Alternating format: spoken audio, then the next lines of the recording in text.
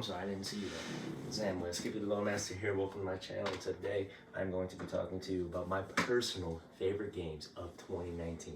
Now, this game comprises of games that have broken boundaries and have innovated in several different topics, such as combat, RPG mechanics, story, exploration, all kinds of different things that make games great, make games really honestly just playable in general.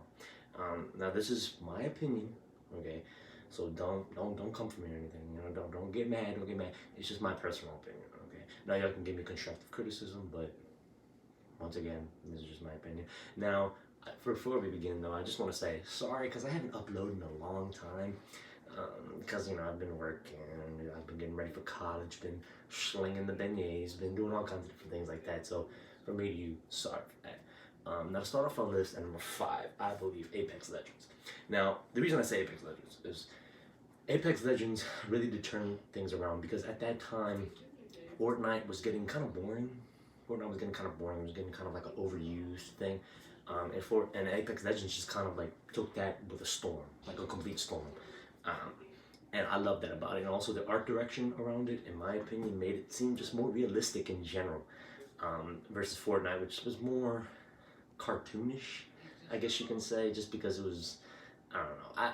I love Apex Legends more than I liked Fortnite, just because of a lot of different things that they did. Also, the combat was way more fast-paced, and I believe that the community was just better, just because it wasn't like, you know, a bunch of 12-year-olds kind of just run all over the place.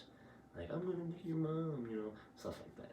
Plus also, you know, all kinds of other different things that make Apex Legends just such a great game, you know.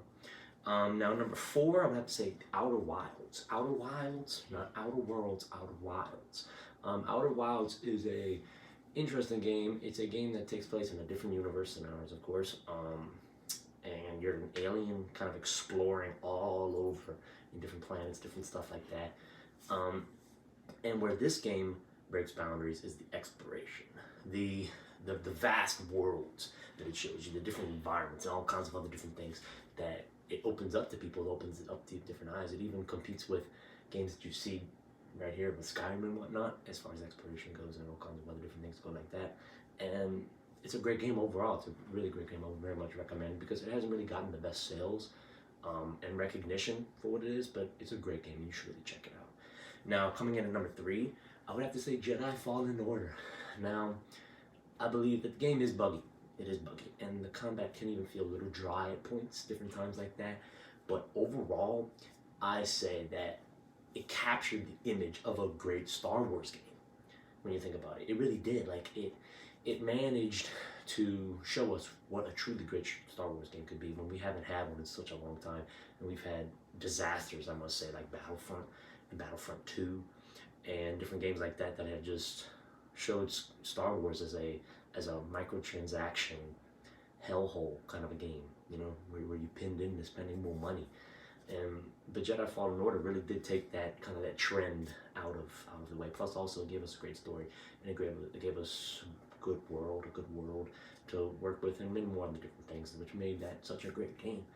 Now, in my opinion, number 2 spot goes to Sekiro: Shadows Die Twice.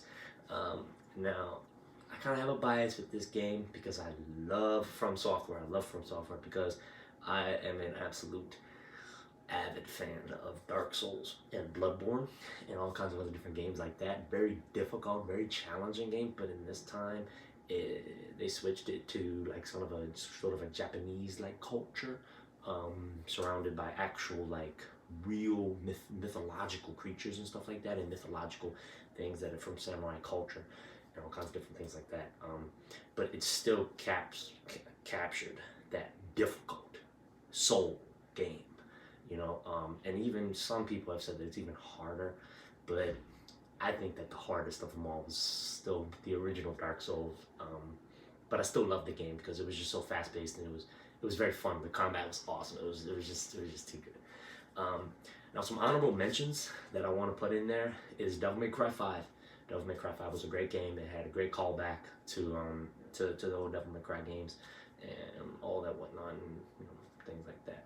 Now, for number 1, I would have to say is Outer Worlds. Now, I also have some bias with this game just because I love Obsidian Entertainment and I love the games that they make. More specifically, Fallout New Vegas. Fallout New Vegas is one of my personal favorite games of all time, because the things that they did with the RPG mechanics behind that game and the world, it was just insane. It was just insane. And the amount of choice that they gave you, because a lot of games, they give you choice, but not to the point where you actually feel like you matter in the world, not to the point where you actually change things in the world. Not only Fallout New Vegas, but also the Outer Worlds gives you that ability. And they have 4 endings to the game. 4 endings, just like New Vegas, which if I'm mistaken had about 4 endings, 4 or 5 endings, something like that. And the Outer Worlds, it honestly, it models after the modern era capitalism. And even though capitalism is a good thing, it can show what it can lead up to. And it's a different history. It's a different kind of like timeline, I guess you can say, where Theodore Roosevelt didn't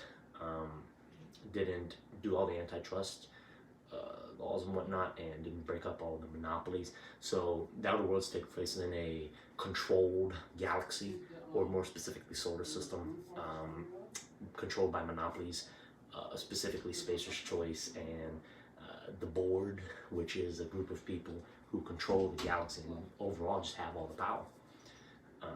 And the Outer Worlds, honestly, I just love it so much. The combat is a little dull, but the story, the RPG mechanics, the exploration, and all kinds of different things. It's not an open world, but it's more like a kind of separated open world. It's like there's different pieces of it, and it's just such a great game, such a great game. Now, it was great talking to you guys again.